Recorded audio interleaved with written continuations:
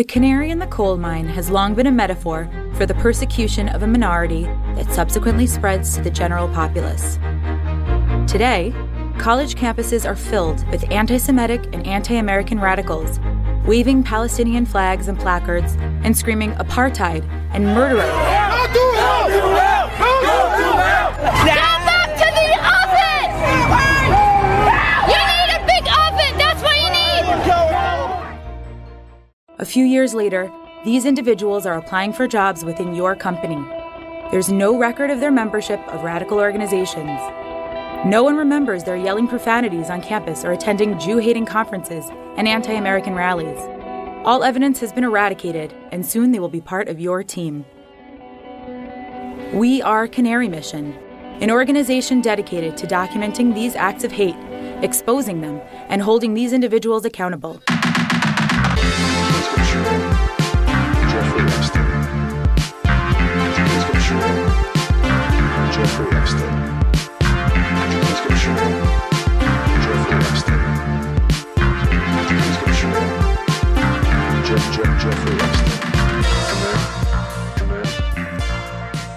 Happy Monday, y'all.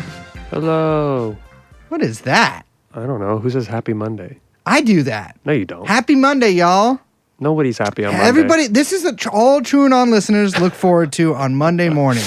They're going into work. Time for another day at Bipple or whatever. Bipple.ai, where we're programming the new shit.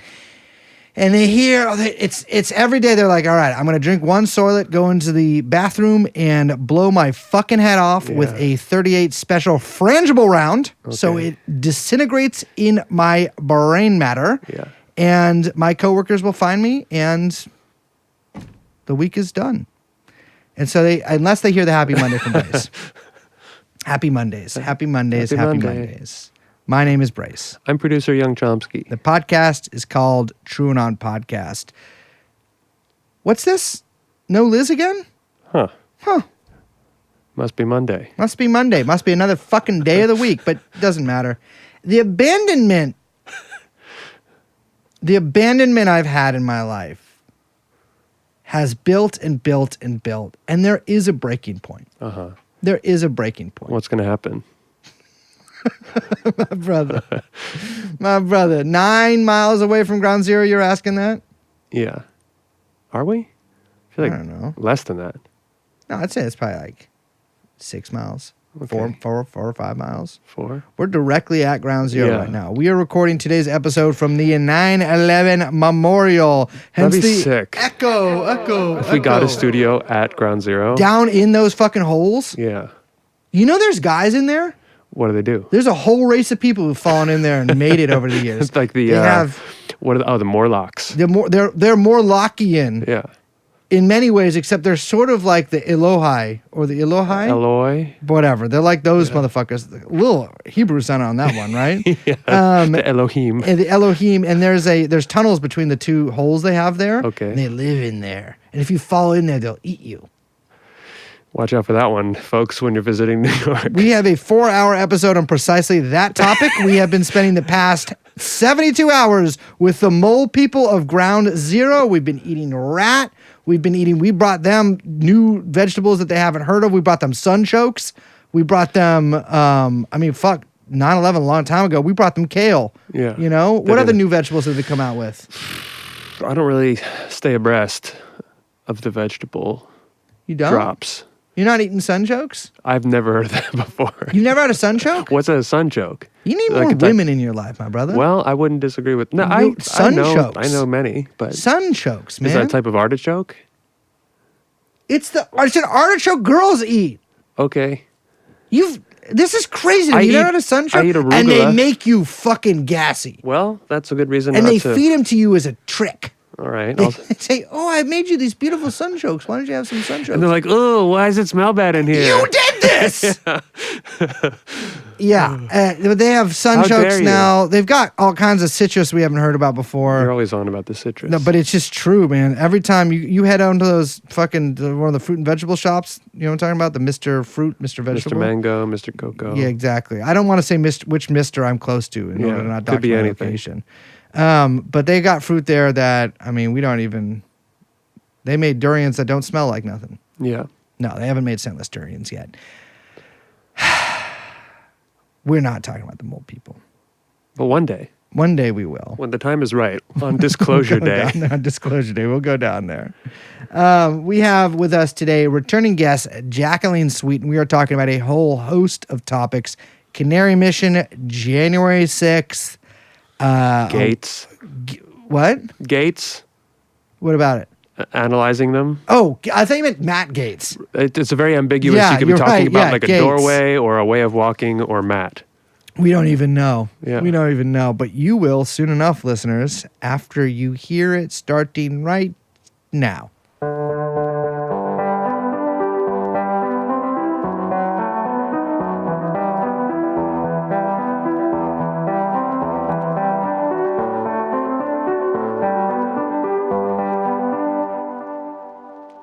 Ladies and gentlemen, I'm not going to do the voice. Jacqueline, I'm not going to do the voice. I don't know what the voice is. So. You know what the voice is. I don't know. Ladies and gentlemen, welcome to another episode. You're doing the voice though. This is how I talk. Okay. What voice? What voice? That one. But how would you describe it? You sound a little This is a stopped trap. up. I sound like I maybe have some allergies. Yeah, like some blockages. Would you like me to sniff into the microphone No. more? Ladies and gentlemen, welcome to the main event. We have with us, sitting in the studio, Jacqueline Sweet, for the second time in the hot seat, independent investigative journalist.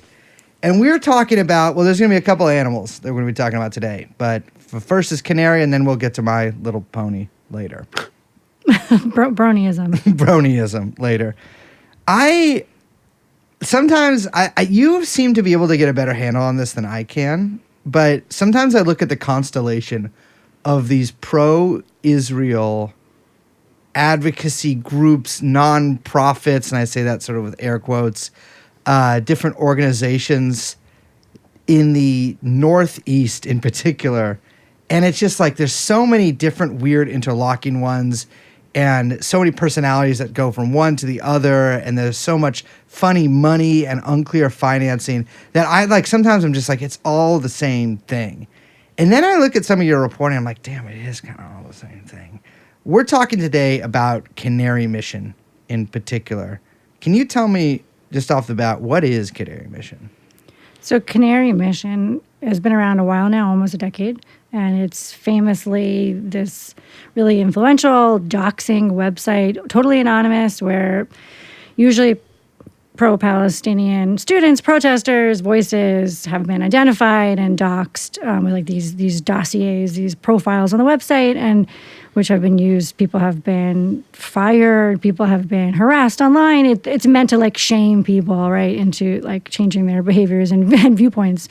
And in the last year, the Trump administration has used Canary Mission in the Department of Homeland Security to identify, we know this from court testimony, to identify foreign students for arrest, deportation, detainment. So it's kind of escalated the importance of the website in the last year, but still very little was known about it. It's kind of famously anonymous. And there has been some reporting over the years about, people running it, shell charities in Israel that run it, but the people behind it, it's still been really obscure, even as it's grown in sort of consequence. Yeah, I mean, the DHS usage of it is kind of an escalation. I know that the Israeli government has used it to ban people from entering Israel. That supported BDS, according to the Canary Mission website. But it came out in, I believe, a court case last year that Peter Hatch from the DHS gave testimony that most of the names, this is from NBC, most of the names of student protesters who were flagged to the agency for analysis came from Canary Mission. Right. And I mention that because we've talked previously about like Batar and these sort of other associated Zionist organizations who also were really patting themselves on the back for giving names to DHS. And, famously there was the kind of really crazy arrest of Rumeza Ozturk that came a month after her name was added to the Canary Mission website, even though the op-ed that she was arrested for writing had come out a year prior. Like, it seems pretty obvious that these things are hand in hand. But one of the things, so I've always known of Canary Mission as it's like a website that like mostly doxes college students, and like a lot of it kind of, once BDS sort of got more popular on campus about 10 years ago, and anti-Israel, pro-Palestine sort of organizing got a little, I don't know, I guess more popular. They really sort of sprung into action. They report on these student council meetings and BDS resolution adoptions and stuff, and then put everybody on like these, they put up wanted posters of a guy I knew. That's how I first heard about him. A guy I knew had wanted posters put up of him at, I believe, UC Berkeley. And, but now it does seem like they're morphing into something a little more expansive. It took me one click from their front page to find an organization that I started that has nothing to do with college students, but multiple people I know that have, I don't know if they went to college or not, but they certainly aren't anymore. And it's funding has been murky. There's been some investigations in the past. And what have those found out for the most part? Like the ones that came out in like 2018? Yeah. Like that's really the biggest reporting is that old. Like there was a series of reports in the Forward in 2018, where a nonprofit in Israel called Megamat Shalom, like Peace Trends, I guess is how you translate that, was running Canary Mission, that it was created to run Canary Mission, run by a guy named Jonathan Bash, who's from the UK, moved to Israel. He's been involved with other kinds of like pro-Israel activism, like a thing called video activism, video fighters, different groups, part of Aisha Torah, living in Jerusalem. And it was reported, through sources that Megamat was the vehicle to run Canary. The reporter at the time, went to all the members of the board, and they were just like, a lot of them were religious leaders, educational religious leaders through Aish. Some names you couldn't figure out who they were. The people were like, I don't know what you're talking about. They just kind of denied it. And that really, like, we haven't had much more, like, really uncovered in all of these, like, really, all these years. And, like, sometimes people kind of make an attempt, and it seemed, like, impenetrable to people. So I took that personally. Yeah, it's been 8 years basically since these investigations come out. And you mentioned that people had just straight up denied being on the board. Yeah. I don't know if I believe that.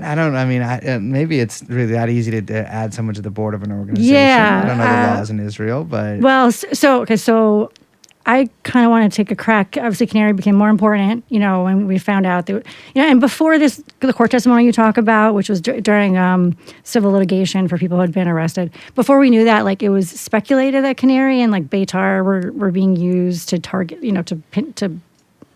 target these, to identify and target these students. But it was kind of like poo-pooed. People were like, no, they're not really using them. And I was like, I think they are. And then, of course, we found out they were. And I think Beitar, too, we've gotten confirmation. But yeah, so the DHS official testified that he was told by State Department to use Canary Mission.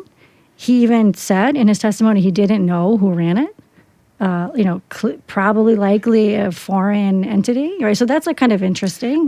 Like, should foreign entities of unknown origin operators like be making decisions at DHS and State Department? That's kind of problematic. I mean, I think that's worth pausing on. It's extraordinary that the Department of Homeland Security was using lists furnished them by an anonymous, pretty obviously now definitely confirmed, foreign organization of lists of students to deport from this country. Yeah. I mean, we don't have a FARA filing for it, Exactly, but it's also just like, when has anything like that happened before? And that's like, people are really attuned to that kind of question right now, like across the political spectrum. A lot of people are, concerned about that, for like, it's foreign influence in our government, no matter which foreign country it's coming from, it's kind of a concern. So I kind of tried to sort of, see what I could investigate with Canary. And I kind of like, I don't know if I was here the last time when this came out, but I kind of looked at some of the ways they get funded. And there's, they're funded through an American nonprofit that's been reported before. And through that, we kind of know that Megamat runs Canary because donations have been earmarked for Canary through Megamat from some American nonprofits who probably weren't supposed to write that on the tax form, but they did, and people found it. So that's also another way we know that Megamat runs Canary. So I was looking at, I think we probably talked about this when I was here last time, the interior designer on Long Island. I don't know if we did. I think we talked here. because we talked about a lot of Long Island personalities, I think. So if you want to give money to Canary Mission right now as an American, you send it to an interior design store in the 5 towns. So for those who don't know, what are the 5 towns? So it's a southwestern Nassau. It's a 5 little hamlets that are just, very Orthodox, a lot of Orthodox Jews, very Jewish towns. Cedarhurst, Lawrence. There's 5 of them. They're called the 5 towns. People would be sending this to, it's the Central Fund of Israel. Right. And it goes, you actually send it to here. So it had gone to a fabric store in Manhattan for many years, which is the family who developed this nonprofit. But they're mostly all in Israel now, the Marcus family. I don't know if you know that. And then last year, I was like, why is it going to Cedarhurst to an interior designer? That's weird. Yeah. And so I went there, I looked at it, and that was actually how this kind of opened up this whole world.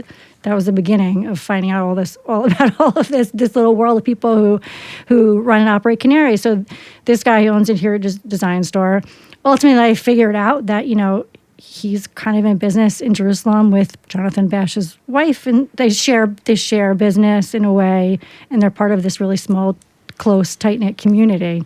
So a lot of these people come out of Aish. Yes. What is Aish? I mean, so it's a Jewish, a religious educational organization. So kind of, like outreach. It's international. There's an office in New York. It's conservative. I'm not a huge expert on, but I mean, he was studying there. He was involved with it there. So it was kind of his network. But a lot of the network of Canary, people, remember I told you that, I mentioned a few before that the forward reporter couldn't figure out who some of the people were on the board. Yeah. And I figured out that one person was his mother-in-law. So sometimes it's just like his friends and family. You gotta put your mother-in-law on the board. Jesus. You probably love your mother-in-law. But it's funny because I was reading about Aish. Yeah. And apparently they had received like $1 million donation from the Israeli government that they failed to report. That was only discovered because the Israeli government changed some of their reporting stuff for when grants. Was that? 'Cause in 2016. Ah, interesting. And it was obviously never registered as FARA, but it was to do pro-Israel activism in the U.S. Right. I think it was like the big Christian Zionist organization got $1 million too, also never reported. So that's this whole thing now, and if you're following all of these FARA filings that are coming out where we're seeing this the $7,000 influencer thing that we're talking about. So I did some reporting on that too in American Conservative because I'm a iconoclast. But a lot of that it's old, these old networks of pro-Israel advocacy that uses these Christian evangelical networks. Yeah. And that really is what they're still doing. It really hasn't, those are the influencers. Most of those at that famous Charlie Kirk come to Jesus moment on Long Island, I think quite a few of the influencers that were invited to that were Christian. Yeah. And certainly many of the delightful ones that we met at APAC. It was told to me that there's so many more Christian evangelicals in the United States by numbers that if they're are they losing half of the support for Israel among the younger? There is an erosion of support for Israel, even among Christian evangelicals, especially younger ones. Mm-hmm. So it's a calculation that this is a better bang for our buck because there's if half of American Jews are pro Netanyahu or it's still such a tiny number. And so it's like a numbers game. Yeah. I don't know if you saw the reporting on this Trump guy, former Trump campaign guy, Brad Parscale, and he has some of these FARA deals with Israel. He is. So wait, is Parscale? You'll have to. He's the Salem media guy. No, I know, but is he the one in the video where he's all wasted in his driveway? I don't know. Okay, it was one of those Parscalian figures that some dismal body cam footage of him being drunk in his driveway came out. But they're doing this text outreach thing. It was reported in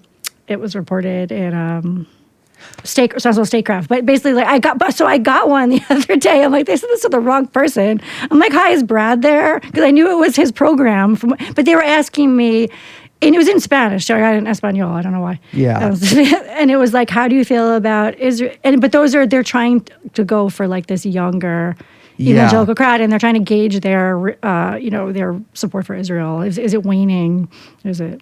So Canary Mission. All right. So let me, because I don't know. I'm not a reporter. But this is, I think, how it seems to work. It's like these various nonprofits funnel the money into Megamot Shalom. And then they just basically they don't really exist. I mean, with the forward, I think maybe Haaretz also did some reporting on it, and they think they sent a reporter out to their address, and they were like, it's just an empty building. Yeah. Like, there's nothing in there. Megamot Shalom, which appears to be just like a front organization, is Canary Mission. I mean, that's what the reporting has shown before. And then when so the second in my series with Dropsite on Canary this year, one of the big one was the Black Nest story. I don't know if you saw that one. I did. So some researchers were able to not hack, but were able to get something was live on the internet, just not listed. So it was just, they got into it like kind of a back way, but it was there to see. And it was like a set of like intranet sites, like staging sites for Canary, and also like some of their internal communications, like their schedules. Like they had a popcorn hour. this is true. They had like they had like marketing, like some kind of internal communications deck with like their core values. We had some names. We were able to see like the materials that would make it onto the profiles, like how they were captured. We were able to see that they had these the doxers, we call them, with their fake names. They create Facebook and Twitter and Instagram. We didn't see Instagram, but Facebook and Twitter profiles and LinkedIn, so they could like go join groups and take pictures of people's profiles to make it to the site. And we could see their names, and like some of them are hilarious. Like some of them are like racist. Like there was one guy who had like a kind of a racist name, and it was on Arsenio Hall picture. I'm shocked that there's racism occurring in this community. But there's like they would have like a Asian one, they'd have like a white one. I'm like they'd have like a Why do they have to have races? Couldn't they just be?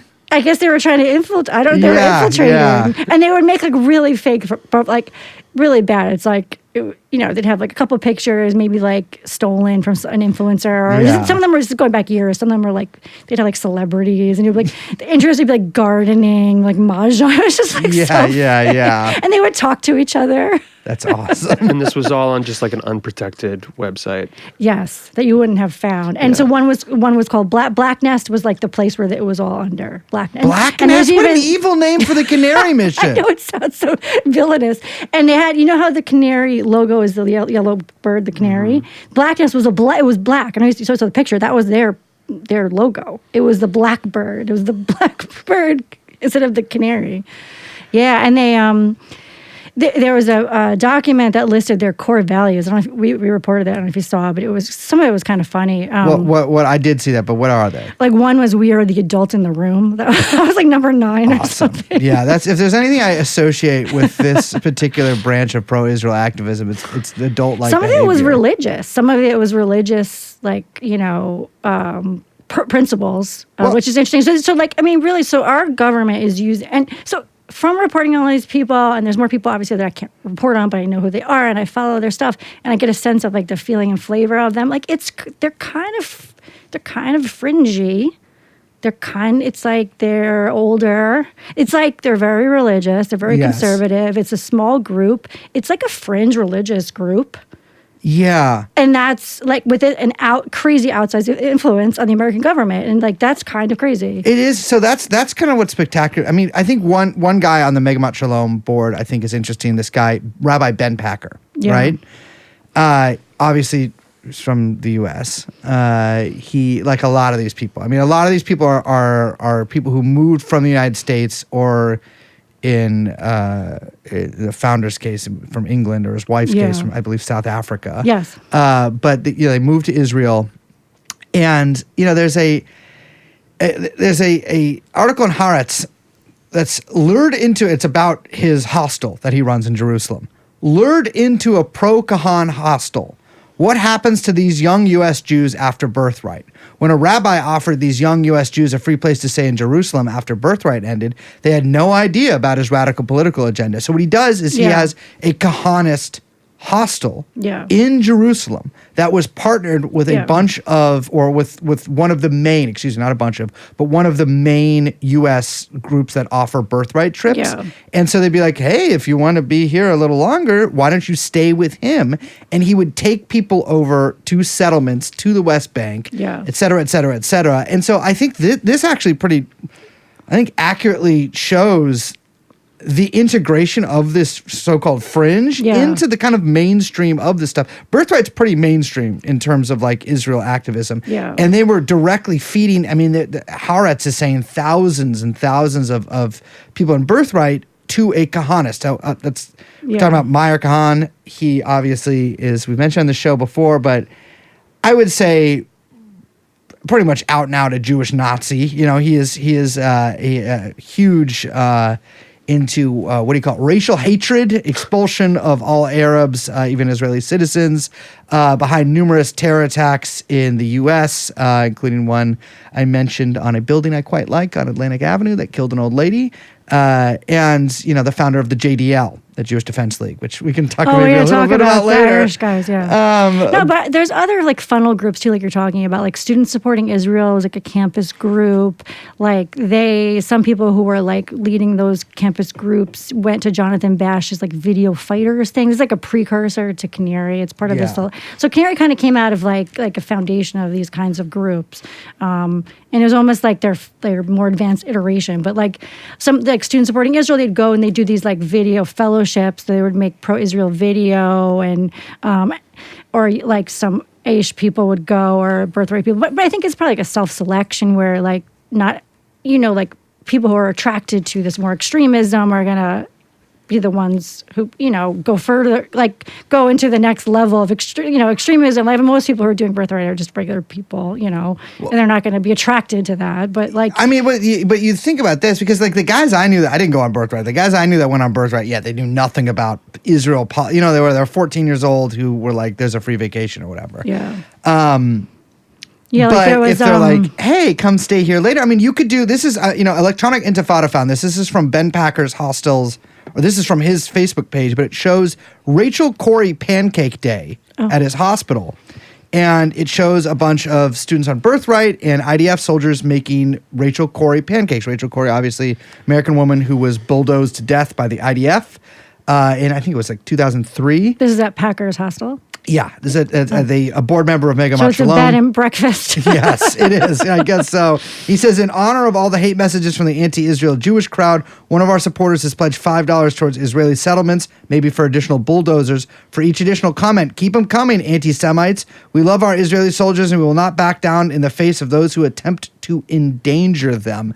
Ben Packer is also notable for having been a sort of unofficial rabbi at Duke University during Stephen Miller's time there. Stephen Miller, of course, was rumored to have been friends with Richard Spencer there. There is an email that came out that shows that they were collaborating on a debate.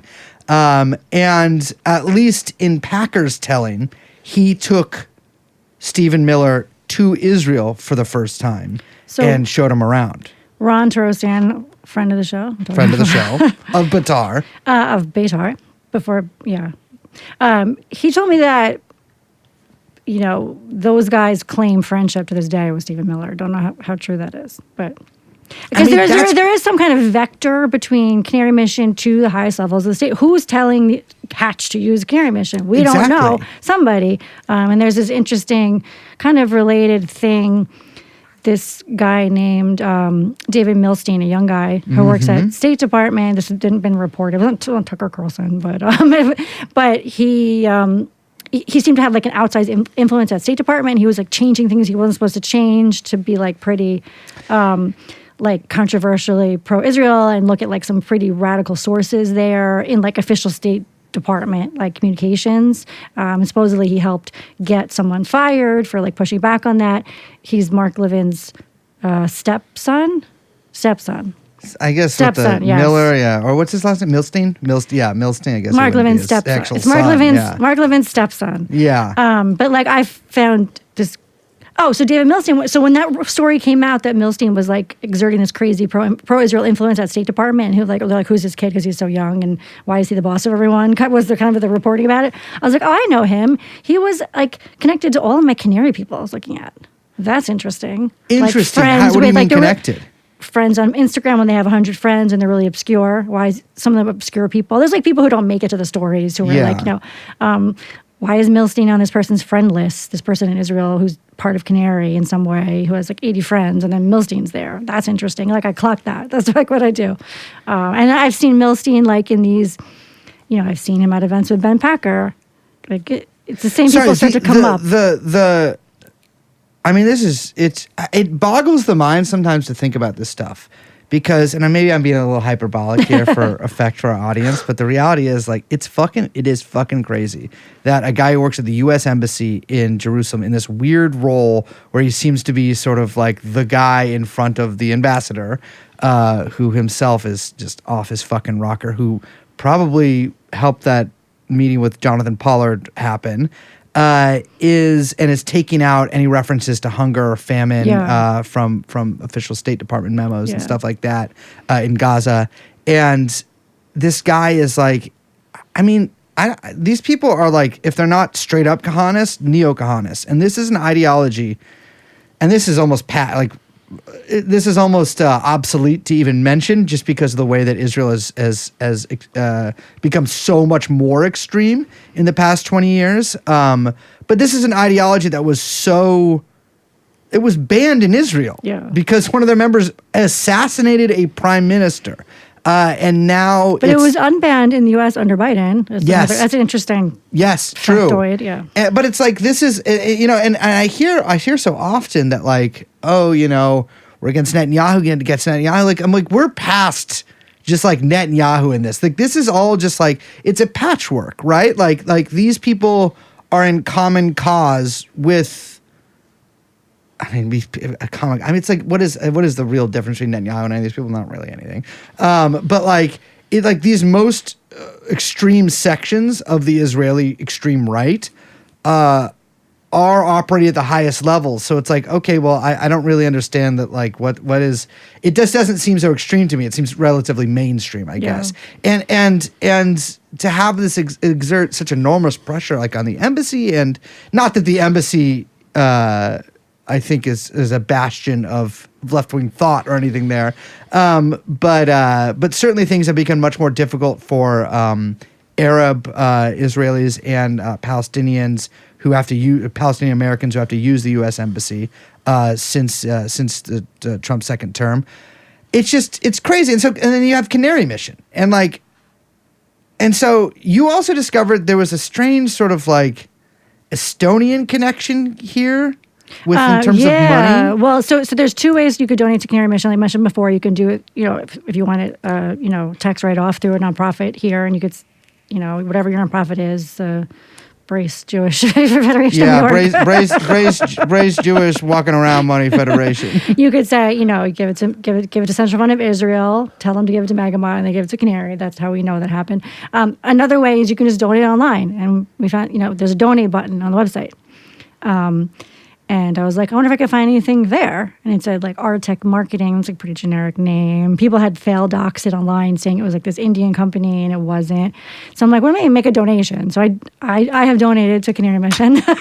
There goes your journalistic integrity.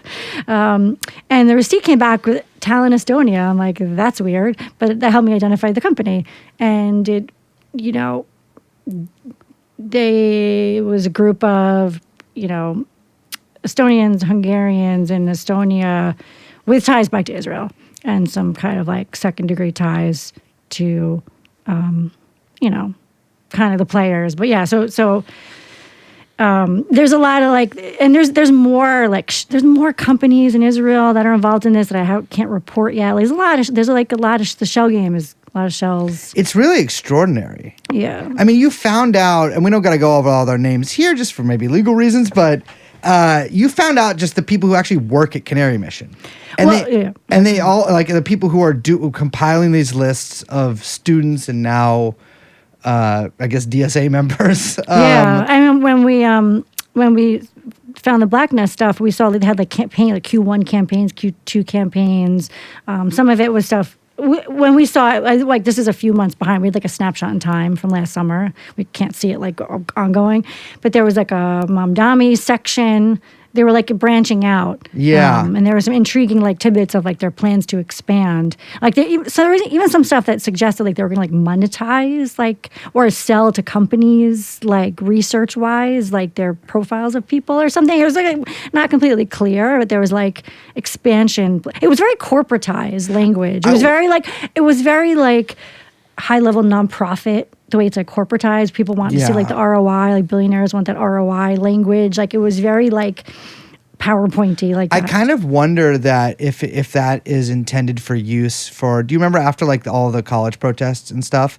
There was all of these like the Sean McGuires of the world, you know, saying like anybody who participated in this stuff won't be getting a job. Yeah, like maybe they were own. going to like find a new avenue, which is like. Smart in some, you know, some ways. It's a way to monetize it. Be like, listen, like, you know, a bill, you know, give me some money and I'll give you a list of people you should never hire at your companies. So when we saw these, you know, these fake profiles, social media profiles that were used to collect the information, there was a Twitter and most of them were all Anon. Like they did a good job. It was all fake, right? So we were chasing down fake names, but there was couple that were like a real person. And one was this guy named Alex Carson, Alex Ben Carson, a UK guy. He was like a big Ben Carson. Alex Ben Carson. And we found a trace of him. He was a real person. It was his Twitter, which we found out, through different ways. And he had like a bodybuilding blog, big bodybuilding blog sick. in the UK. What's he pumping? This is old. I don't know. Did he look good? It's lost of time. And then he did some pro-Israel writing, but we found him on the Megamat Shalom filings. We got so you have to order the full filings from the government. They're not just online. And somebody in Israel has to order them. So somebody ordered them, and he was there as a content writer for Megamat. Yeah. And we found him collecting information for Canary, so that the bridge, that gap again, that previous reporting that Megamat people were likely working on Canary.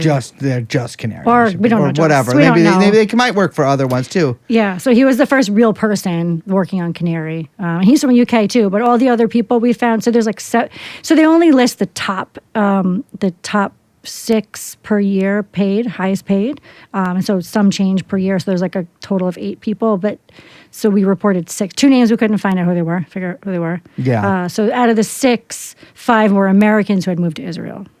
One was UK. Yeah. I mean, it's, and again, you just have to take a step back sometimes and be like, damn, there is a fucking nonprofit in a foreign country that gives lists of college, spends all day on like whatever fucking, I'm trying to think of a college. Bowdoin, They SJP. don't like Bard. They hate Bard. They hate Bard? What is the Shakespeare? But on like the Bard SJP Facebook group or whatever. Yeah. And then they give that to our government and you get in trouble. Or like the business. It's just, again, like I'm like. I have to say, like, I'll give some due to like Canary. Like, we're in a time where we have fake news people on X, like giving the government wrong stuff, like your Laura Loomers and those people. Like the Canary stuff, like tends to be factually correct. Like it doesn't but them deciding someone's anti-Semitic that's the part where they're just deciding. Well, that. yeah, right? It's not factually wrong usually. Again, I looked at some profiles of people I know a lot of people on Canary Mission. Yeah. And I looked at some profiles of people I know. It's like, all right, called for the end of the U.S. military, called for the destruction of Israel. I'm like, oh, yeah, he did call for those things. Yeah. But the problem is with the Canary Mission stuff is it's like libs of TikTok. It's like Stop Anti-Semitism, where obviously they're calling you anti-Semite. Yeah. And I think the thing that makes the Canary Mission a little bit different is it often specifically targets people to get them fired. Yeah. And it targets arrested. and arrested now. But like also young people who are entering the workforce. Yeah. They will, it is a website for that dox to be used. And so even if the dox is literally correct, probably, I'm sure there are a lot of people, you say some stuff and you believe it, but if it's compiled in a place by calling you an anti-Semite, devoid of any context or whatever, most employers don't really want anything to do with that. Yeah. Just even no matter what, you know? Yeah. Well, they say like when we found the Black Nest, they had internal metrics where they would celebrate like things they called their wins, and they had different categories of wins.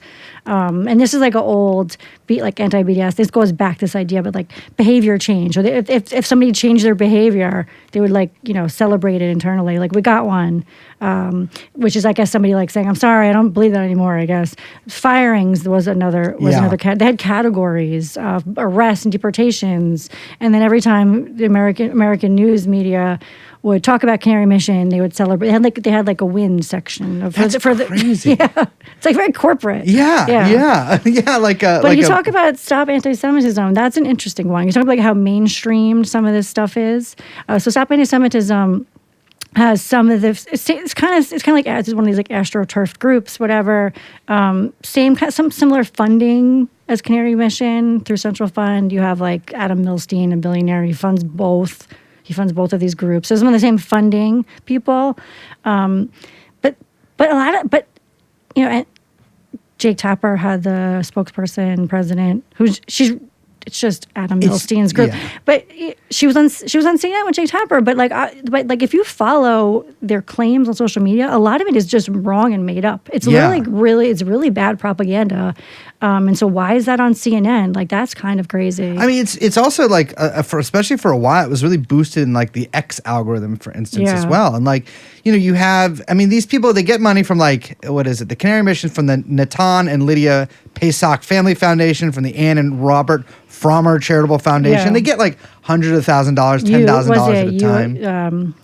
California, Yeah. It's in San Francisco. But you remember the Brown shooting when there was the Brown shooter was on the loose? There was the guy who went to those three guys semester, and he went to the classroom at Brown. Oh, that guy.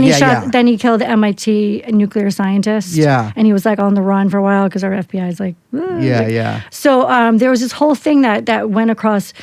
Sean McGuire was part of this one too, where they said that the MIT professor was a Portuguese guy named Nuno Loureira, if I'm saying it right. And they were like, he was killed because he posted about Israel. It wasn't him. It was a different guy. And I watched it, and it started with somebody had a Substack, couldn't tell the difference between two different people with the same name. This happens all the time. And then it got picked up by like Stop Anti-Semitism and the other guy who's always the same old people on. They're all the same guy who promote, Stop Anti-Semitism, and who was on CNN with Jake Tapper was just saying that the MIT professor was Jewish and that he was killed, which is like that's fomenting like panic that he was killed because he expressed pro-Israel views and he was Jewish. He wasn't Jewish. It wasn't his threads where it was a different guy who posted about Israel. And this had been debunked, and these people don't take it down. Sean McGuire didn't take it down. He had millions of views on it. He was called out for it. They don't take it down. This happens like constantly if you follow this stuff. I mean, it's Bill Ackman obviously is another big proponent of this stuff. Yeah. It's crazy to me. There is this ecosystem that happens. I always get, because I only follow like. Well, I don't follow anybody because I don't use Twitter, but the TrueAnon Twitter only follows like, I don't know what, PragerU and shit like that. Like I don't follow anybody that goes on the show ever.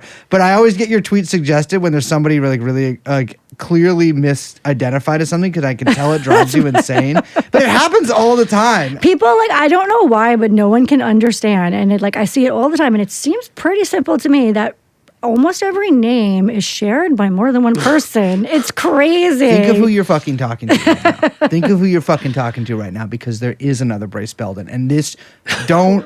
What does he do? I probably mentioned this on the podcast. What does he do? Never, ever contact this guy. He is just a regular guy. What's his work? He is just like, I don't know. I think he's like a teacher or something. Guess what the other Jacqueline Sweet does? What's she do? There's like a fantasy novelist. She writes like werewolf sex thrillers. That's cool. And she kind of looks a little bit like me. But Jacqueline Sweet writer, if you're Googling that, yes, that's going to be tough. That's going to be tough. The other Bryce Belden Hispanic? The other Bryce Belden is appears to be 100% Hispanic. That's cool. And he's also born 3 months after me. And when I got not arrested, I didn't get arrested. When I was 15, I was stopped by transit police in San Francisco by this one really mean, bald ass lady who used to be basically the only transit cop in San Francisco until they added a bunch. And she was like, "Oh, Bryce."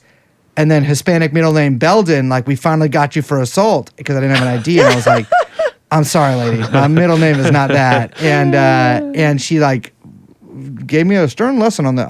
I thought she was just fucking with me and being a little racist. Yeah. And then I later found out it's real, and he never has responded to my DMs. But it's just it's fine. It is. There's more mystery get him to on it. this show. I'll get him on here. There's more mystery to it than that. I've never been able to figure out what's going on exactly with that because I have such a strange name in terms of like where it comes. Like it's like a last name of some like great whatever. It doesn't matter. But it's like race isn't generally a first name. Yeah.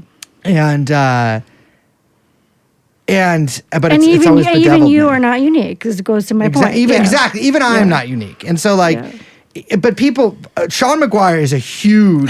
Oh my God! Yeah, it is. And then he'll shame other people for this, and like there was something he did where I agree with him, and I was like, I agree. What about that post you still have up about the brown shooter? I was like, he is just such a fucking like weasel, and Bill Ackman too does this also. Although Bill Ackman his sort of screeds have gone so long at this point that I think even if you were the biggest Bill Ackman head in the universe, which our numbers are dwindling. Did I tell you about his Snapchat avatar? Ooh, that really sent us maybe really uncomfortable, Jacqueline. Bill Ackman's Snapchat avatar. We are quickly. Jamie, can you get me Bill Ackman age? Can you pull Bill Ackman age up because we need to know that before age 59 years. 59 years old. Okay. So I was so remember 60. He donated to Jonathan Ross who shot Renee Good, the ICE agent in Minneapolis. He donated to the man who murdered. And then he's like, I was going to donate to hers too, to be both fair. I'm fair, Bill Ackman, but I ran out of time. Why would you just not donate? Just donate to neither. So I was the first person to report that he had donated to. So I was trying to contact him for comment, and I ran, I can run people's phone numbers and emails and see their social media accounts sometimes. And I found his Snapchat avatar. It's him in like a superhero costume, like a Speedo and like a cape. It's so fun. Of course. Jacqueline is not saying this. I am saying this. To Bill Ackman's beautiful wife. What's his beautiful wife's name again? Neri Oxman. To Neri Oxman. Your husband is cheating on you. I'm sorry. No. 59-year-old man with a Snapchat? No, I don't agree with this age. Like, I don't agree with that. People are like, why did Swallow have a Snapchat? Well, I mean, people can have Snapchat. Well, we know us. I have a Snapchat. 59-year-old man. Maybe he talks to his kids on there. In isolation, you can have a Snapchat, but in the context of everything else, it's highly suspicious. Neri, I'm just saying Neri. I'm not saying he is cheating on you, although I did just say that. Let me walk that back slightly. He might be. And so, what's good for the goose is good for the gander. Hit the tip line, honey. Leave your phone number, and we will perhaps... you just want to see the orb. I want to see the orb. Let me see the orb. Show me the orb. But I told you that the TrueAnon Twitter got deleted with no email from Twitter after I posted his letter that he sent to MIT threatening them to not talk about the orb. Interesting. And then we got reinstated like 24 hours later. You know he would call Elon 100%. Cry. With 100%. his superhero because it was like a big tweet or whatever. So Canary Mission. Are like all of these. I mean, it's like Batar too. I mean, we don't hear so much from Batar anymore. Well, they got in trouble. Exactly. So Batar is in official trouble. Yeah. And aren't allowed to make threats to people anymore, I believe. They're not allowed. They're supposed to shut down operations in New York State. What does that even mean? I guess they can operate in other states. I don't know. But it's kind of been unclear always what Batar's like operation. It's not like they're doing like the Batar cookout or whatever. Like their operation mostly seems to be like revolve around Nardine Kaswani and then also just like going to things and yelling at people. Yeah, but didn't Ron in like protest of the Attorney General shutting it down and be like, I'm leaving New York. Like, sure. But they always kind of say that. And also like Batar has also frequently says from their official Twitter account that Jews need to leave New York immediately. The way I like encountered Ron was many years ago during the pandemic. He had friended me on Facebook. It's all his fault. And I never would have even and I'm like, I wasn't paying attention to him. And I'm like, people were ranting about New York was like dying during COVID. like Yeah. New York City, and it was like, but his was like so over the top. He was like, everyone must leave New York. We're all gonna die.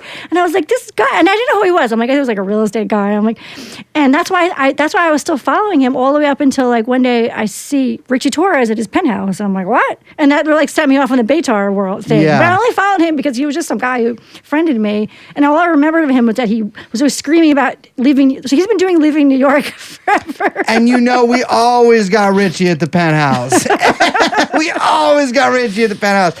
It's. I mean, obviously, we have not heard as much. But now we have Irish converts to JDL. I want to picking mention up that the mantle. because I mentioned this on the podcast maybe once before, but several years in a park I encountered in a cruising like situation. Oh no! Who is cruising around? Cruising? Cruising like the Al Like Pacino Grace film. does in the park. Cruising? That means something. You don't mean like cruising. I mean, like Just cruising. cruising around the park, looking for guys to talk to. Oh, okay. I wasn't cruising, but I was cruised by a guy who was clearly cruising around this park with his youngish, adult son in tow. What? I know, I found it quite strange, but I was at I was walking by a protest, let's say, and this guy who I thought at first was Irish because he was so befreckled.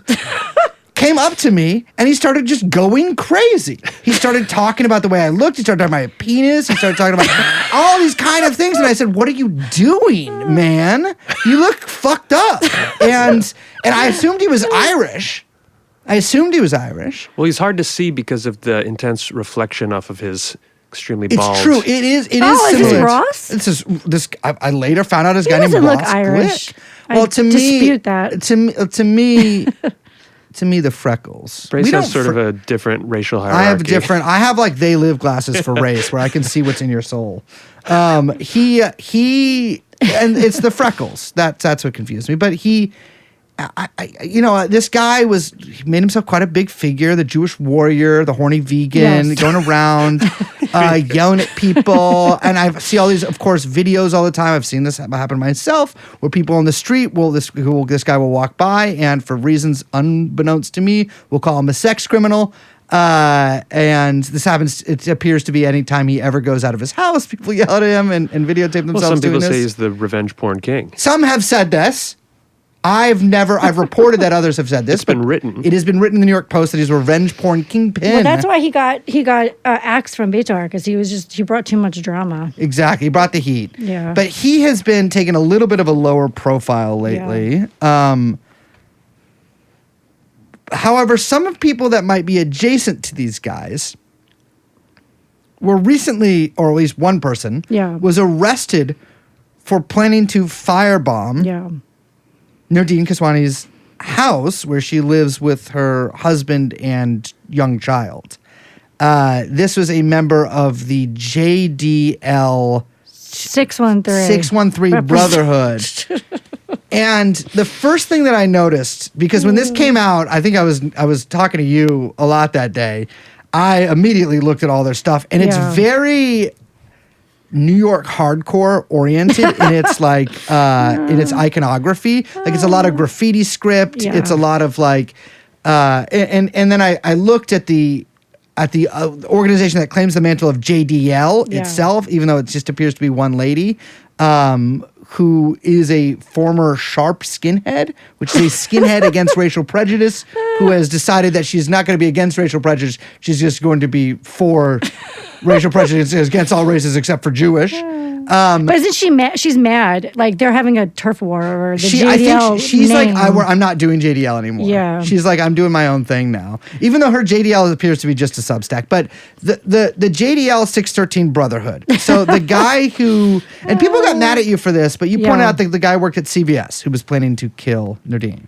Well, what I did was whenever something happens, like a major event, like a shooting, or something like that, when you're doing quick things quickly, a new name comes out of somebody accused of a crime, I just tell you whatever I can find, everything I can find. Yeah. And all I could find about him was that he was a pharmacist at CVS, and I've had pictures of him at the yeshiva, and people got mad at me for saying that, like I was suggesting something. Like I was just, I'm like, Oh, because he was like going to a Hillel or something like that? no, or he is was it- going to Chabad. I'm sorry, that's what I meant to say. Yeah.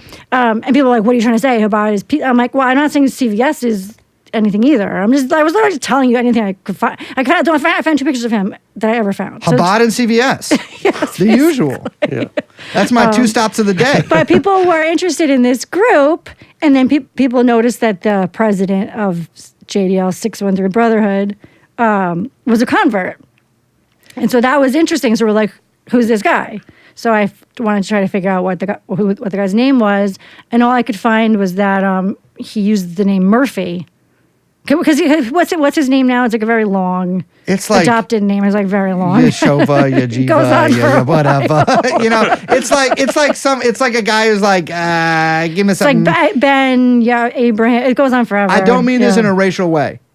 It does appear, it is the kind of name that if you're a Japanese guy who knows a little bit about Judaism but is trying to make a video game about a Jew, you would name your guy that. Video The game Sleeve name. McDykel of the Old Testament. Yeah. It's like Bob's and Doug Yehovah, Yajova, Yeah. it fit Abraham. But I saw that he used the name Murphy. I'm like, Murphy?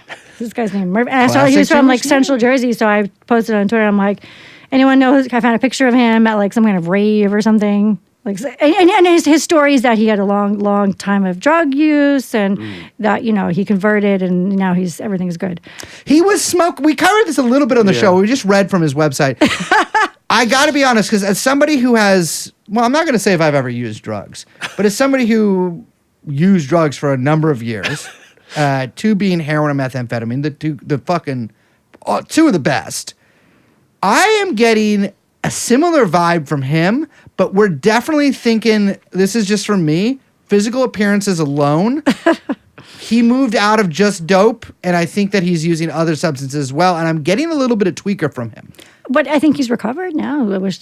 Well, he's in recovery. That's good. We don't really, do we ever recover? Who knows? We do with the embrace of Hashem. There were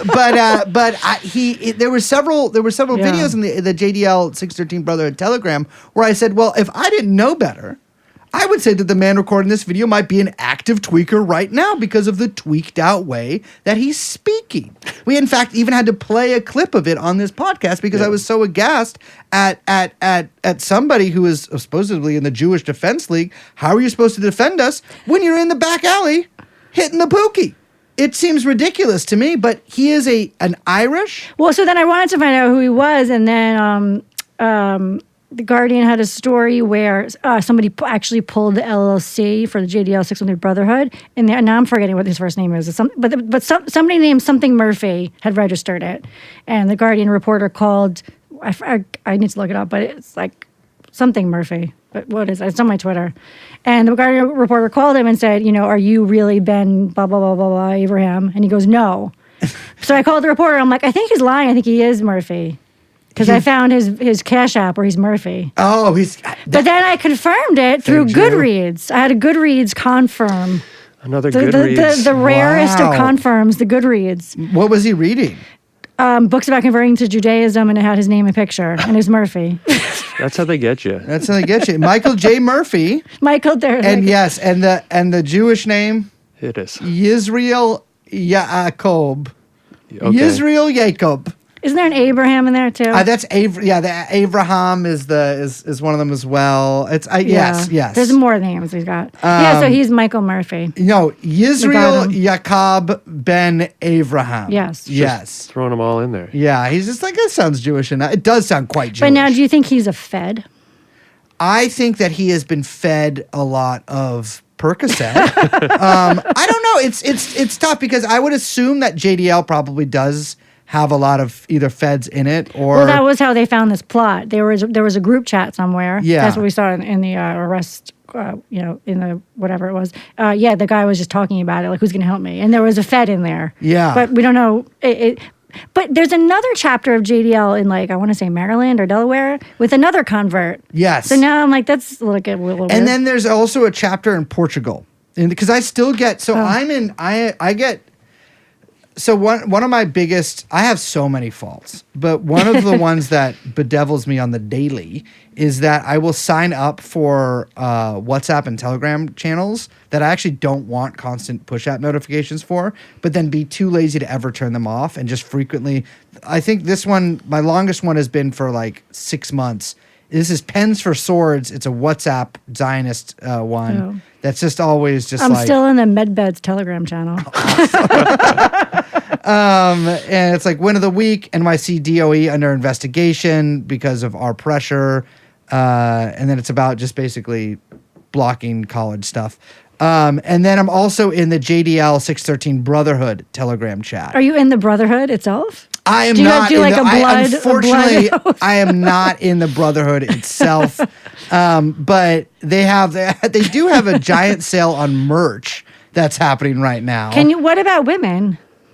I don't think that there's the JDL lady there. So the JDL, which the 613 Brotherhood split off from, which is like a rump JDL. It's not the real JDL. Yeah.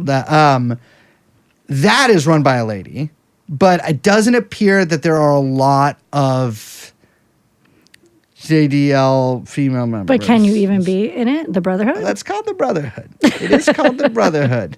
But it's also, I want to mention here, I mean, this is just one of the most recent posts. Our mentor, our rabbi, our hero, and it's Rabbi Meir Kahan. Oh, yeah. And it's like this stuff. So, like, I want to stress that, like, these extremist sects. They're not sects, because, like, there's no way this guy is, like, religious. And, like, and that almost doesn't matter, I think, to an extent that maybe it's, like, a canard. But, like, the most extremist political vectors that we're talking about here, okay, yeah, like these are crackhead Irish guys, but these guys' politics probably don't differ that much from like, you know, Ross Glick's, which doesn't differ that much from David Milstein. I was just going to say that. Exactly, which doesn't differ that much from Mark Levine, which doesn't differ that much from Marco Rubio, or President Trump being like, actually, I don't want to explain the Iran war to everybody. Can you guys just please watch Mark Levine's show, which is what he did. The president of the United States said that. And so it's just crazy to me. I don't think that there's a big future for the JDL 613 Brotherhood. They're not, the recruitment's down, but. And to any organization that wishes to maybe deal them a final blow, just leave $15 worth of crystal meth in a bag near their headquarters, and you'll cause a relapse that will probably finish the organization. I want to go to DC for a moment and talk about another. Do we have to? No, well, we're not actually going. We're not actually going. Not going to the Substack party. Yeah, we're going to the Substack party in DC. I want to talk about January 6th, and specifically about a couple of pipe bombs that were planted. Because that's the big unsolved mystery. Well, now I guess allegedly going to be solved mystery from January 6th is that an unknown individual planted pipe bombs at the DNC and the RNC offices the night before January 6th. It was the night before J6. Exactly. And there was some call it J5. An unknown individual creeping about with a gate, a limp perhaps. And so what is, to establish ourselves here, I think we just got to get some definitions in place. What is a gate? It's the way one creeps or walks. And or cruises. I've been told that a gate is almost like a fingerprint. No two people walk exactly the same. No two footfalls land in precisely the same place. Every man and woman's steps is like a snowflake, and then they differ entirely. No, that's a fingerprint. This was a unsolved mystery, and there's a lot of people who maybe did January 6th a little bit, who point to the fact that the pipe bomber was never arrested, as evidence that the entire thing was an orchestrated false flag. And while there were a lot of federales there present at January 6th, the reality is your dumbass went in there and was live streaming. And that, I'm sorry, nobody made you do that. This has been an object of great fascination to many of our political prisoners from January 6th, many of whom I met at CPAC, although it was a little dismal. And these guys, they just complain. What was the guy? and It's like complain we're just normal men. yeah, it was just like it was a His website. stand-up guy or whatever. There was a lot of these guys. It's Innocent just men. like January. If it wasn't for January 6th, you wouldn't be shit, brother. But the mystery of the pipe bomber was apparently solved in the amazing pages on the web style. Web pages of the website The Blaze. Always a junior partner to the Daily Wire and bigger than the Daily Caller even. The Blaze, I believe, was Glenn Beck aligned at first and now appears to have hired sort of the dregs of the gussied up alt-right, various personalities that really are of no consequence. And there's like a bunch of guys. What's that? There's the goofiest guy. This is so off topic, but the goofiest guy works there. Oren McIntyre. Have you ever seen that guy? He's like a somehow an even more budget Curtis Garvin, whereas he just reads Curtis Garvin's blog posts and then puts them through ChatGPT and rewrites them. Allegedly, I mean, I'm not even alleging this. I'm being hyperbolic. But he's quite an unattractive individual, and he makes memes of his face that he always posts whenever he thinks he's right about stuff. It's unbearable to see. Probably has more followers than me too. But he's a dark enlightenment style guy.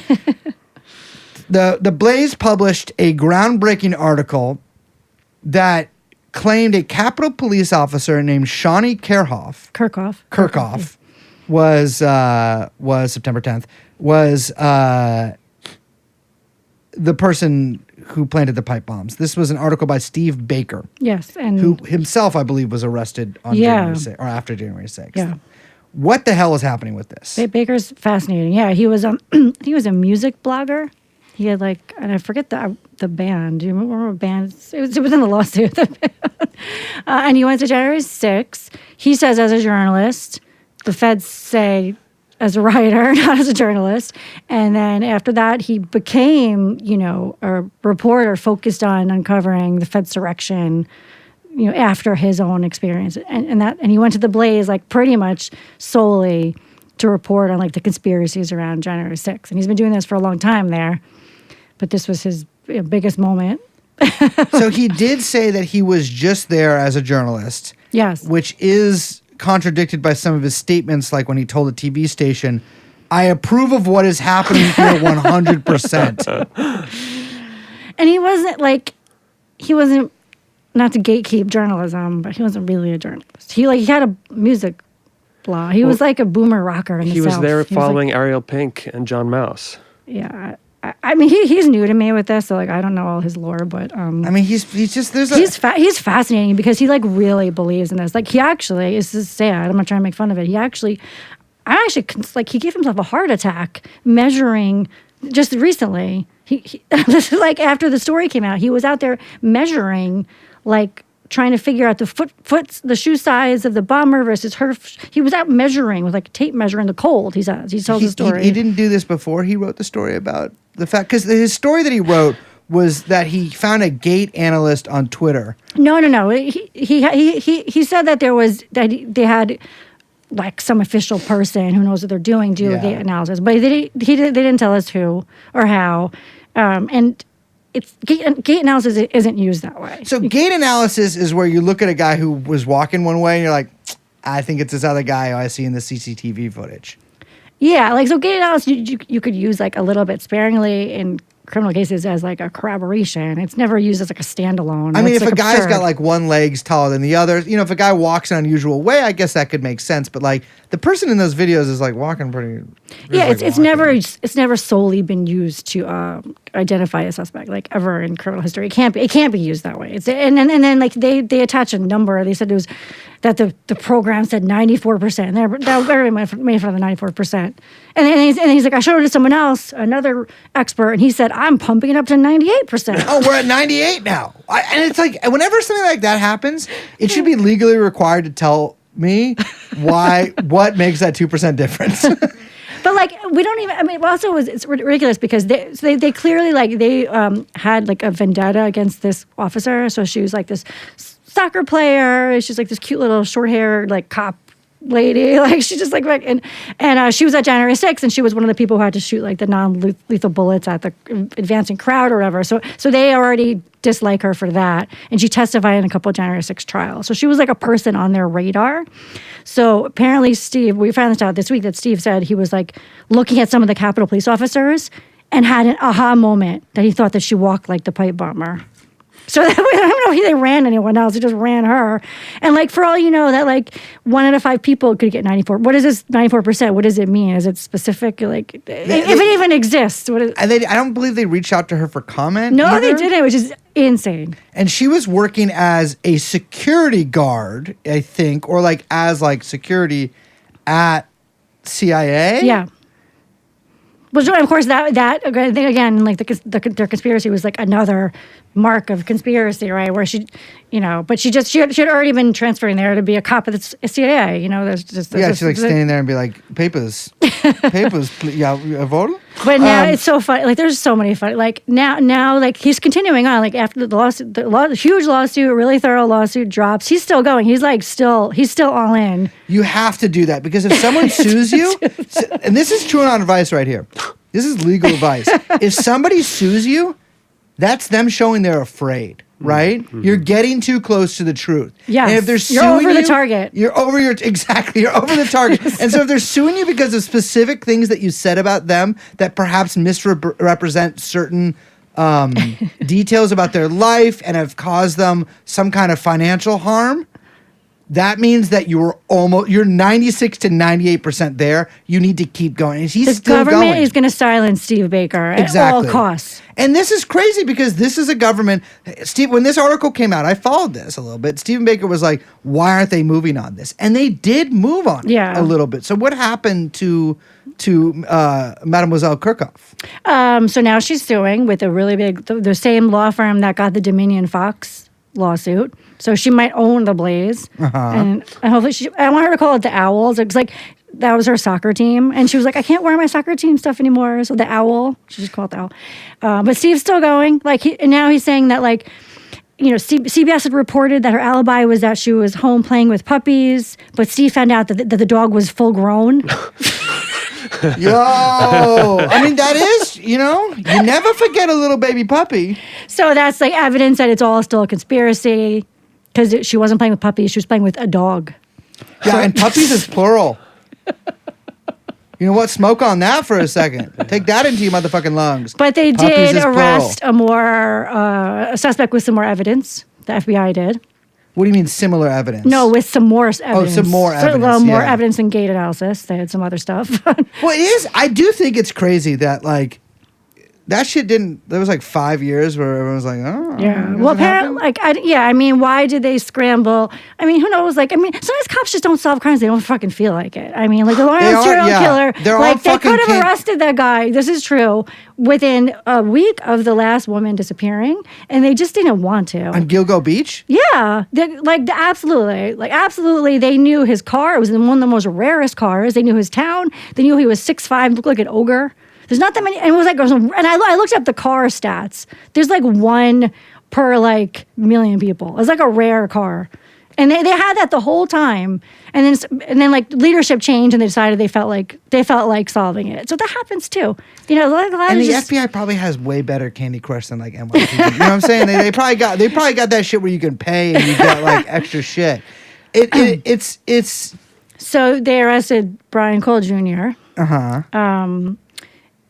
And he confessed, but now they're like floating like using some of this Steve Baker stuff to muddy up the defense, which is interesting. What do you mean? They did a filing that like revealed about Shawnee Kirchhoff, stuff about Shawnee Kirchhoff. They're going to use the Shawnee Kirchhoff defense of Brian Cole Jr. now. Interesting. With Steve Baker, and they leaked it to Baker first too, some of it. So it's like. He's just like the whole thing I read about him because I didn't follow it too closely, but he's autistic. Yeah. He's black. I think he's from Maryland. Yes. And so, but again, then Baker and the conspiracists are saying like, oh, he's too autistic to have done it. But I happen to find his social media. So Janine Pirro was like, he has no social media accounts. So the next day I did a story. He had a lot of social media accounts. And he was a My Little Pony guy. So My Little Pony is Jamie. Can you pull up what is My Little Pony? My Little Pony MLP is a toy line and a media franchise developed by American toy company Hasbro. It's a toy, so it's for little babies. I think it is intended to be for children. It's for little girls in particular. I think that we don't say that anymore. I think it's for all little children now. It started in 1981 and it ran until 1992 in the U.S. and 1995 globally. And this man is an adult who likes this? So there's a subculture called bronyism. Bronies? Brony. Brony is the bronyism. Bronyism. Howard Stern had a lot of brony discourse. I actually talked to a bronyism expert for this story. There's academics who study brony subculture. Well, I think to me, brony was always kind of like a stopgap until the full adoption of furry, which I think we're at now. So apparently, and this is why it was stressed to me by the expert, is that most of bronies are just, it's innocent, and then you have the fringe where it's a little sexualized bronies. And Jacqueline. I feel like this guy, Cole, he made some art. He made playlists. He made songs, AI songs. He made fan writings. The pony, I wrote this is the New York Post, and I kept going back and forth with the editor because I wanted to say that the pictures were sexual because they were. It was like how so? It was a cartoon that he drew. It was the pony had a butt and it's going like this. Oh, that means fuck the pony. We know what this means. Come on. That is no, I don't think that. But he was seeing he was oh, that's the butt. We were looking at the line drawing and going back and forth. He's like, no, that's the tail. I'm like, no, that's the butt. The pony is like this, and it's got a butt. It's like the pony. The pony. Some of the ponies have big boobs. The ponies have where? On their YouTube playlist of the songs. No, but where on the pony was the boobs? Were the boobs of the pony? Let me ask you this: if the pony had boobs, would it? Is it under the neck where the boob would be on woman? Yes. Or is it where boob would actually be on pony? Like udders. Like an udder style situation. Because I have some experience in barnyard birthing, having helped a calf come out. I elicited a calf from its mother once. Oh my God. The first thing, there's a cow in this world, and the first thing it saw was me going, this is disgusting, Oh, no. as it stumbled out, because they can walk when they come out. Like a lot of animals can, human beings cannot. No, they're anthropomorphized, sexualized. I think this guy might have wanted to have sex with My Little Ponies. He wanted to make them his little And this ponies. was on the heels of the furry Charlie Kirk thing. So, of course, everyone's like, another furry killer, He didn't kill But anybody. this was a non-killer. Non-killer. I think there's a little bit of a, I would say the big difference, and my whole thing is I'm the most open-minded man. I'm not going to say ever because that's closed-minded. I'm allowing that maybe there could be someone who's been more open-minded than me, but I am supremely open-minded. I am not buying it when anyone is like, it's not sexual. Unless you're doing a crazy trauma thing. I'm like, you want to fuck it a little bit. I'm sorry. But the drawings were sexual. It's sexual. And I saw them. And this was on like DeviantArt or something like that? All different sites I hadn't heard of. But some were just like YouTube playlists. Some of it was lost to time. But he also wrote fan fiction about different other things too. His writing, he was regularly he was intelligent. Maybe he was autistic. Yeah. Because now they're like, he's too intellectually disabled to have done this. And I'm like, no, I've seen his fanfic. He can write. He's fine. Your Honor, there was just a fake book written by somebody who was nonverbal autistic who got a Columbia MFA. Don't watch those videos. That kid's hitting nothing on those buttons. No, but I think his intelligence level is fine to and the bombs didn't go off. But and the bombs didn't go off. Yeah. Exactly. And it's like, I'm sorry. It's not, it's a pipe bomb. Yeah. He's not building a nuke here. But it's funny. I like people when they can't get over their confirmation bias, and I see it all the time. And to see the people, the way they try to fix the next the next contradicting information that comes down. So now I saw Steve Baker. he was like, well, they found that, Brian was searching for the bomb parts on their family computer, but the dad's a bail bondsman, so maybe he was doing research for his clients. Maybe he's a bail bondsman. Like what? Like as a bail he's bond? research for his clients.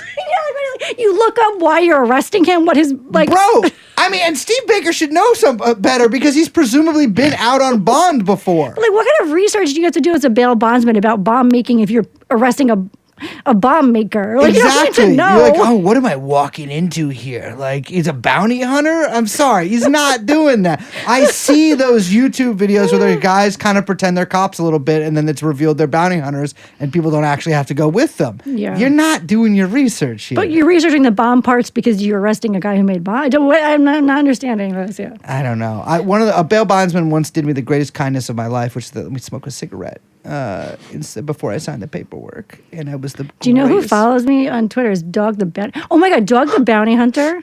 So hold on, listen to this. Oh God. One time he liked one of my tweets, which was like kind of anti-ICE, like overreach of ICE tweet, but I think he didn't understand it. I don't know. He just saw the word ICE. He's like, oh, God. But then someone said no, he's mad that like ICE is like biting into his market share, and so he's That's true. anti-ICE because he wants to be ICE. It is. You'd think. I think one of the most baffling parts of Trump too is dog not being prevalent, right? I mean, dog certainly like. Was he prevalent in Trump 1? No, but well, yeah, right. Wasn't that kind of when dog was barking? You know what I'm saying? When he was like, when was Dog the Bounty Hunter big? Like 2012 or something? I mean, I don't know. Feels like a long time. But ago. like, I feel like and it's tough because I mix Dog's story up with Hulk's sometimes. And They so are I was about to say, similar. wasn't there a dog sex tape? Hulk. Similar Wasn't brain. there a dog N-word incident? Hulk. And so I'm like, what did Dog did Dog the Bounty Hunter? Jamie, can you look up if Dog the Bounty Hunter got canceled? He, first of all, is 73 years old. Okay, that's why I he's love not. when they were looking for Brian Laundrie in Florida, and that's they what it fly was. him in, and he's walking on this beach, and it's like he finds like a flip flop and like a Corona bottle. He's like, I found. There was a man here.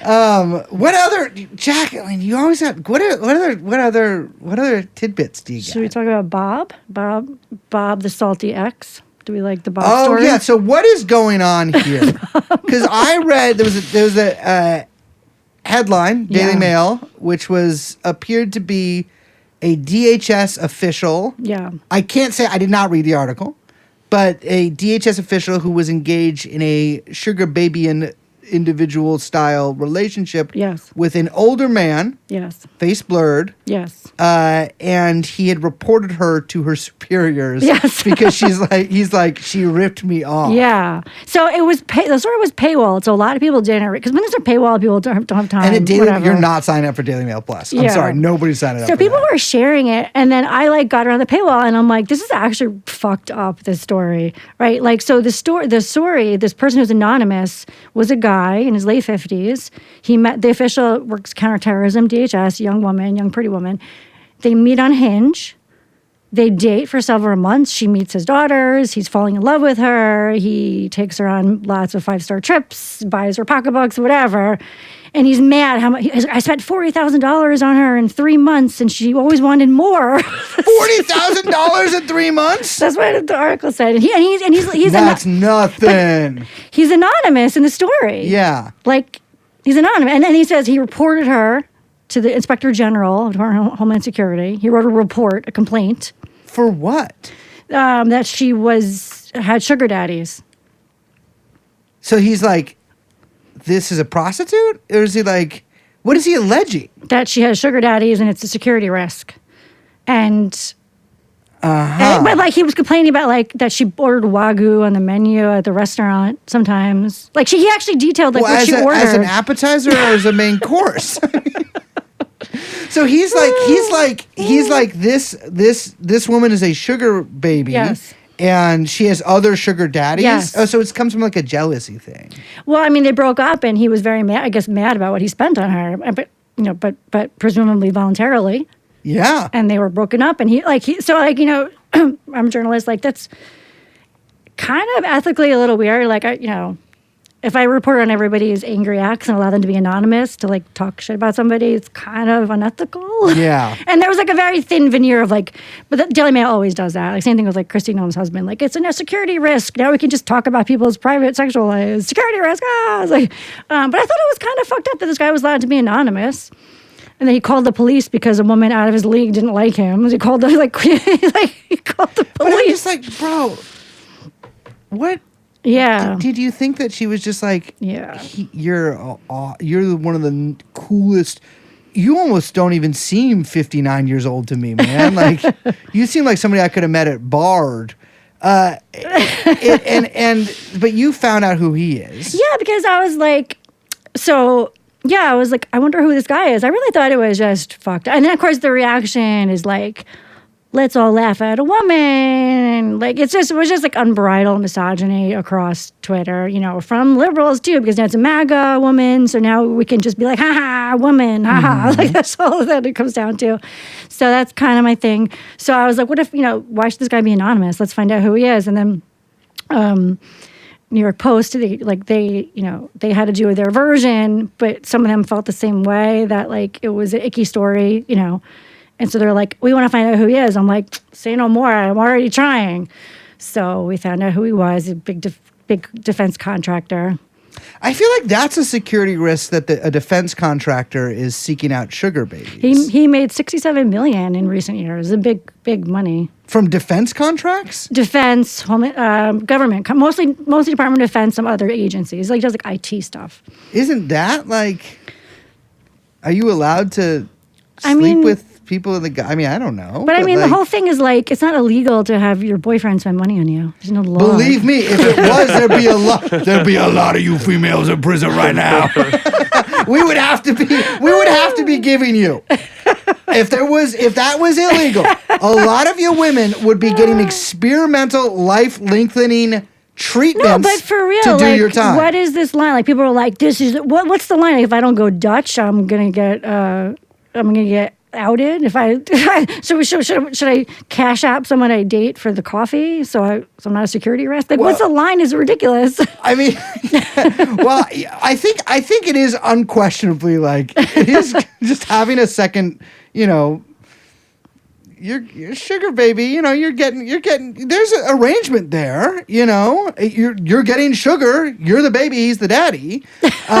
He violated the terms of that arrangement. Well, they were dating though. Exactly. But that's the thing about sugar baby is it's like, it's like you're dating, but it's like they're just not really dating you because they like you that much. Yeah, but you can't, it's not something you could litigate, right? Exactly. This is what is getting ridiculous. And people were like opining on this as if there's some line that becomes the issue of national security and national public interest, right? So at what point is it an allowed relationship to the Twitter masses? Is it like, can he spend 51% more than the woman? Just a little ridiculous. Well, I think also it's just like, I don't think the national security, that's out the window. You know what I mean? Like, I'm sorry. If you're trying to keep national security secrets, I think this might be the last administration you might want to do that in.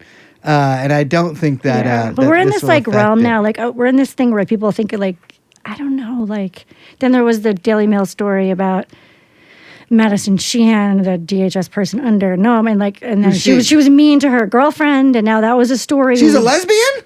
Yeah.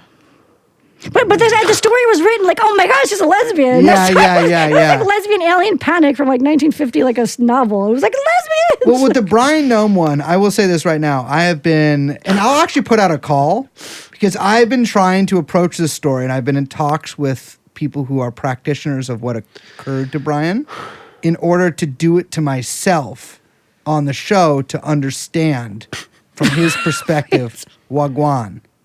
Because to me, I'm like, what the hell? We're getting these big old boobies? So you're going to do the balloons? I'm trying to do the balloons, but this is my negotiations have kind of fallen through, or like maybe they're just busy with other people who are doing it for real. But I'm like, to catch a so bimbo. what are you going to have happen? Like a in-person sexting? So no session? No. I want to do in-person in New York City. I don't want to do remote, although I guess, but I don't want to go get the stuff.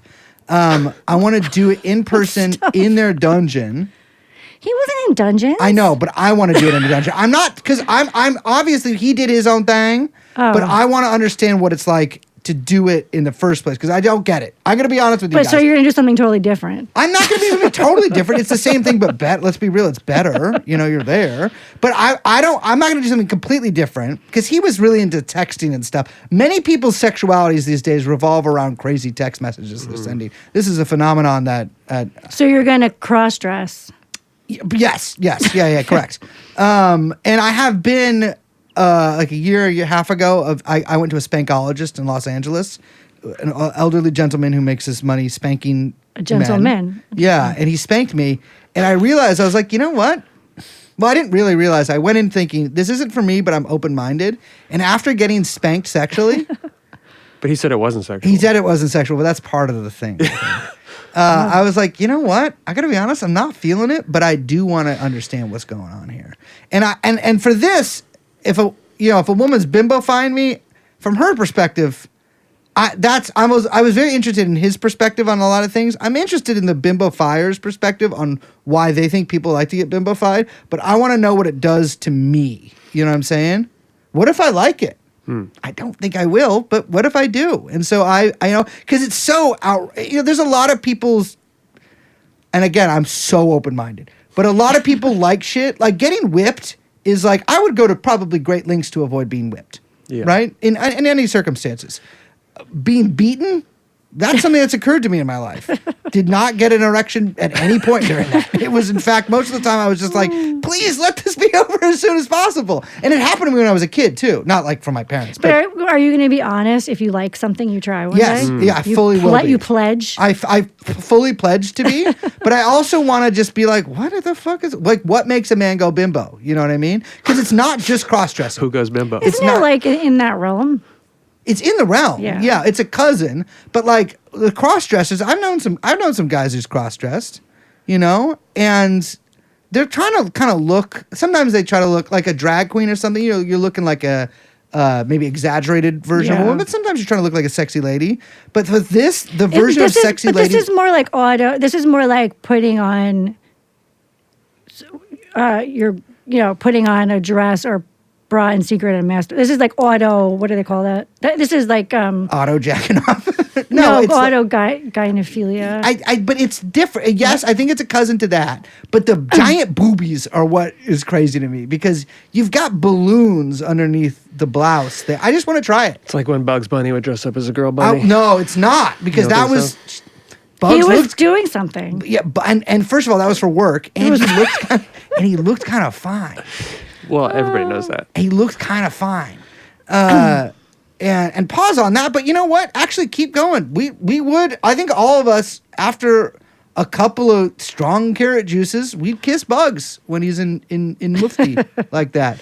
But yeah, so anyways, if you are a listener of the show, and you are a legitimate practicer of bimbofication, a real one, and I know enough people in that world where I can check your credentials, right? And so if you're just trying to trick me or whatever, not going to work. Send us an email, because I'll go to the dungeon and I'll fully do it. I think you think this is, I don't think that what you're talking about exists. I think these are women who they look like bimbos themselves, and they have men who are fans of them.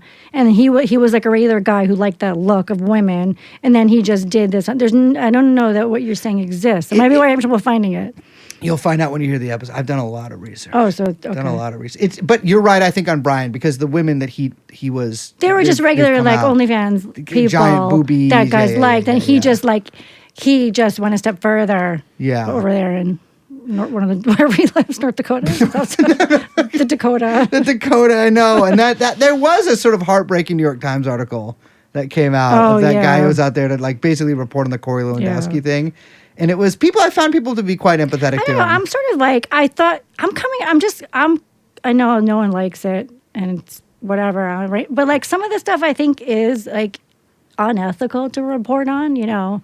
I'm just kind of like I'm kind of like very hands off with people's personal consensual adult stuff in terms of like whether I think it's newsworthy or not. Well, I fall very far on that to that. But side. are you talking about like the Corey stuff? I'm talking about like this Madison Sheehan story, the story with the sugar daddy. Like, like the Madison Sheehan story is that her girlfriend said she was mean and controlling. Nothing was criminally alleged. Like, that's not, someone should really be granted anonymity to talk about a regular adult relationship. I'm with you on that. I think if you're going to talk shit on your ex-girlfriend on the news, I'm not even joking. I'm like, you should be like, this is me. Because she knows it's you. But I just don't feel like, is it news? Is it ethical? Some of this is getting a little silly, Daily Mail.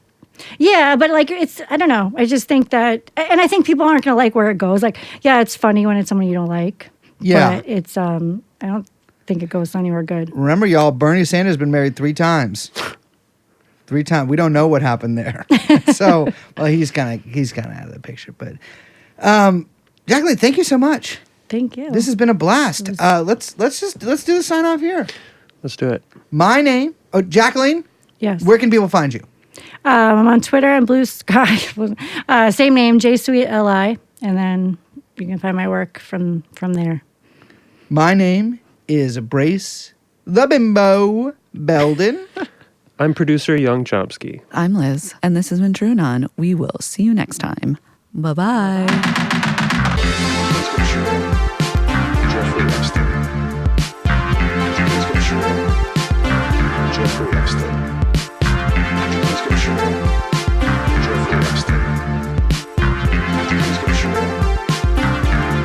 Jeffrey Epstein.